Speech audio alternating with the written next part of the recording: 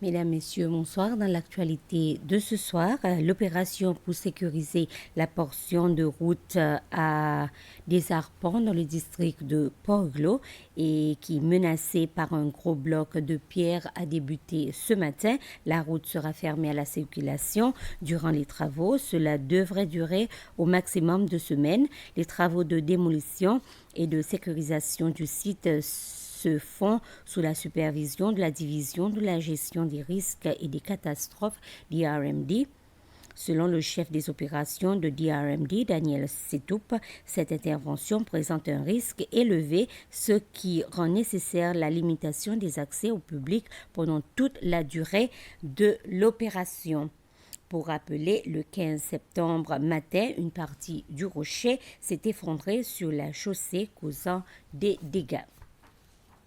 Le processus électoral en vue du deuxième tour de l'élection présidentielle prévue le 9 au 11 octobre s'est poursuivi hier soir avec 2 étapes majeures, le tirage au sort pour déterminer l'ordre des candidats sur le bulletin de vote et le départ de la délégation de la commission électorale pour l'impression des bulletins. Pour ce second tour, le président Weverum Calawan est opposé au docteur Patrick Hermini. Une cérémonie officielle de tirage au sort s'est tenue au siège de la commission électorale en début de soirée hier. Le représentant légal du parti l'Union démocratique, Anthony Derjak, et le secrétaire général du parti United Seychelles, Wallace Kospro, ont participé à l'exercice sous la supervision de la commission. Le tirage a permis de fixer non seulement l'ordre d'apparition des candidats sur les bulletins, mais aussi l'ordre de passage de leur programme politique. Dans la foulée, la chef des opérations électorales, Manuel Amsbury, accompagnée de plusieurs membres de la commission et des représentants des deux partis, ont quitté le pays hier soir pour superviser l'impression de 91 300 bulletins de vote. Mme Amsbury a précisé qu'il s'agit d'une mission de courte durée limitée uniquement aux bulletins de la présidentielle. Les bulletins de vote imprimés doivent arriver à Mahé le dimanche 5 octobre à 6h50 selon le programme communiqué par la commission électorale. Ces démarches marquent une nouvelle étape vers le second tour rendu nécessaire après qu'aucun des candidats n'a atteint la majorité absolue de 50% des suffrages exprimés lors du premier tour.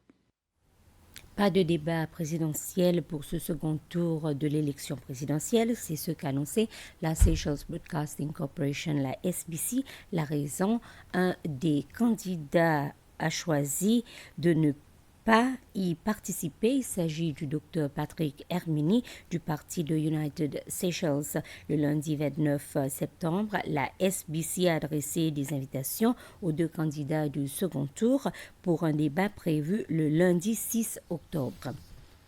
La 35e édition de la Semaine des enseignants a été officiellement lancée ce matin lors d'une cérémonie à la crèche d'Ansoyel. Le thème retenu cette année est l'enseignant dont nous avons besoin pour l'éducation que nous voulons. La cérémonie d'ouverture s'est déroulée en présence du ministre de l'Éducation qui a souligné la valeur et le rôle essentiel des enseignants dans la société séchelloise. Les enseignants de plusieurs écoles de la région sud du pays ont animé la célébration en présentant des chansons, des poèmes et des danses illustrant leur créativité et leur engagement. La secrétaire principale pour les services éducatifs, Myrna Ulanté, a rappelé l'importance de cette semaine qui vise à reconnaître le travail, la passion et la contribution des enseignants à l'avenir de jeunes du pays. Ainsi s'achève ce flash d'information. Merci de votre attention.